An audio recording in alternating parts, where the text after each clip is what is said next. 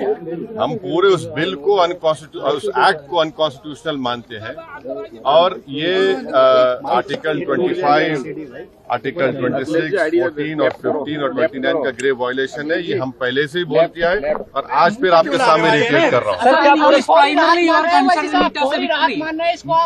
No. See, let us be very careful.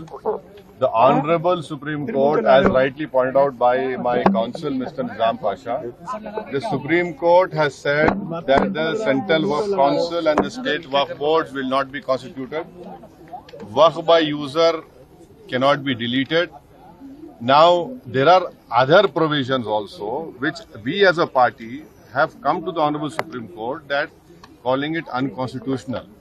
Now, whenever it will be heard, our counsel, Mr. Nizam Pasha, on behalf of me, will be arguing it. As you know very well, that during the deliberations of the Joint Working Committee, I have given a Dyson report opposing all the amendments that were proposed by the government. And during the debate in the Parliament on the consideration or passing of that bill, I have opposed each and every amendment. I have called it unconstitutional.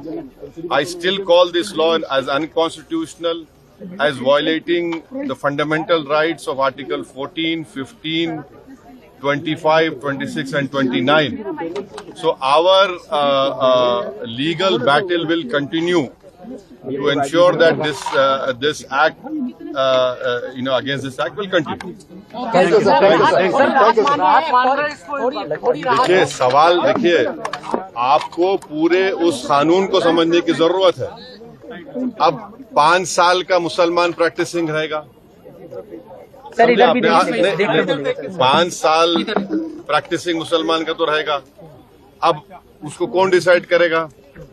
अब कोई महिला है, उसको कौन decide करेगा? तो ऐसे कई उसमें जो अमेंडमेंट्स के जरिए लॉ बनाया गया है, हम उसके आज भी मुखालिफत कर रहे हैं और कल भी अपोज करते रहेंगे। और लीगली हम सुप्रीम कोर्ट में चैलेंज किए, हम उसको उन तमाम चीजों को violation of the fundamental rights मानते हैं।